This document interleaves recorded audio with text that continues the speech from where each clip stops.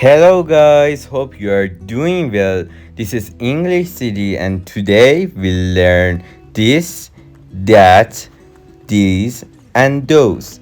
These are known as demonstratives. Demonstratives are used to point to specific people or things. This and that are singular.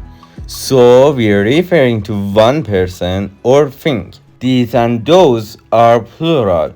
So we're referring to more than one person or thing. This and these refer to things that are close.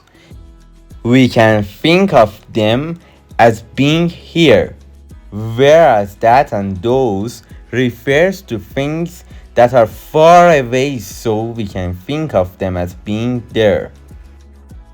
This is singular. For example, I like this banana.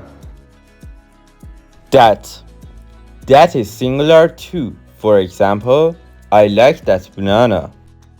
This is plural. For example, I like these bananas. Those is plural too. For example, I like those bananas.